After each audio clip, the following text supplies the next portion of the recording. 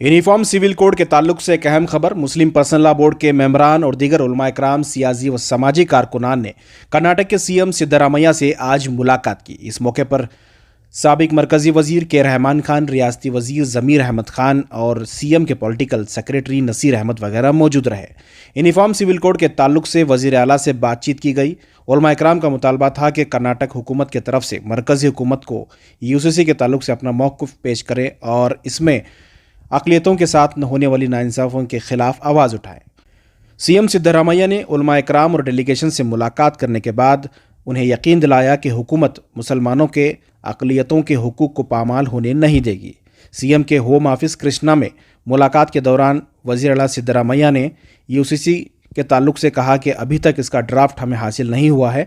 Draft हासिल होने के बाद हुकूमत इसका जवाब देगी और अक़लियतों के साथ नाइंसाफ़ी होने नहीं देगी। इस मौके पर डेलीगेशन ने 4% रिजर्वेशन के ताल्लुक से भी बात की और साथ ही साथ मुसलमानों के चंद नौजवानों को यूएपीए के तहत गैर कानूनी तौर पर फंसाकर उन्हें जेल में डाला गया है, इस ताल्लुक से भी बातचीत की गई। इस ताल्लुक से सीएम सिद्धरामैया ने भी गौर से सुना और यकीन दिलाया कि मुसलमानों के साथ इंसाफ होगा।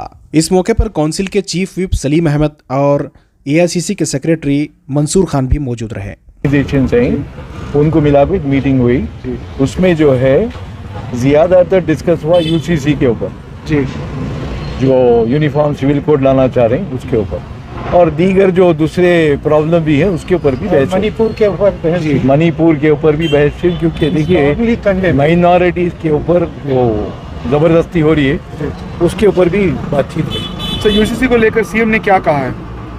सबके ऊपर देखिए, वो यूसीसी का रेजुलेशन अब तक ड्राफ्ट आई नहीं है। सिर्फ जो है वो मांग करे हैं कि आप लोग अपनी राय भेजो करके, तो राय आने के बाद पहले उनके पास एक ड्राफ्ट आना है, ड्राफ्ट आना कि क्या क्या करने चाहने वाले हैं। देखो यूनिफॉर्म सिविल कोड में क्या क्या लाने वाले हैं। ड्राफ्ट आके नहीं। आज रियासत कर्नाटक की मुख्तलिफ़ तंजीमें और हज़रात उलमा इकराम और all India Muslim personal law board के ज़िम्मेदारान अहबाब का एक वफ़द सुबह 10:30 बजे हमारी रियासत के वज़ीर आला इज़्ज़त माब सिद्धरामैया साहब से मुलाकात हुई। इस सिलसिले में पहले यूसीसी के सिलसिले में हमने सारी बात रखी और उनके सामने ये बात रखी गई कि एकसां सिविल कोड चूँकि हमारे इस मुल्क के लिए बन ही नहीं सकता, और इससे पहले भी कोशिशें हुई हैं और वो कोशिशें बावर नहीं हुई, कामयाब नहीं हुई। उस वजह से इस मर्तबा भी ये जो लाया गया है सिर्फ़ और सिर्फ 2024 के इलेक्शन को सामने रखते हुए एक मुद्दा बनाने की कोशिश कर रहे हैं। तो ऐसे में हमारी आपसे गुजारिश है कि हमारी रियासत के मौक़िफ़ को साफ़ तौर पर सेंट्रल हुकूमत के सामने बयान कर दिया जाए। अल्लाह का शुक्र है कि पूरे मुल्क से जब लॉ कमीशन ऑफ इंडिया ने मशवरे चाही और राइटअप में उन्होंने अपनी राय तलब की तमाम हिंदुस्तानियों से, तो ऐसी सूरत में बहुत सारे अहबाब ने उसके न होने के लिए 50 लाख से बल्कि 1 करोड़ के करीब भी कहा जा रहा है कि रायों को वहाँ पे जमा किया है। हम उम्मीद करते हैं कि इससे जो हवा बनाने की कोशिश की जा रही है उस सिलसिले में किसी भी तरह की कामयाबी नहीं मिलेगी, और यहाँ जैसा हमारा एक माहौल पुरअमन तरीक़े से गुज़र रहा है, इसी तरीक़े से हमारा माहौल इंशाअल्लाह आगे बढ़ता रहेगा। Respect him very much. He has assured about all the rights, particularly minorities' rights, and about UCC also. He told he gonna always support us, and we are very helpful. And it was a meaningful dialogue with him, and he heard our all grievances, and we are very happy with meeting with him. Thank you. Trying to continuously confuse the Indian citizens by saying that Adivasis will be accepted, tribals will be exempted, then who are left back? Only the minorities are left back. Let us see the draft.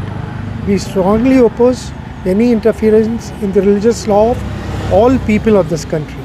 There are different laws for tribals, different laws for Christian. What was your demand with the Chief Minister, sir?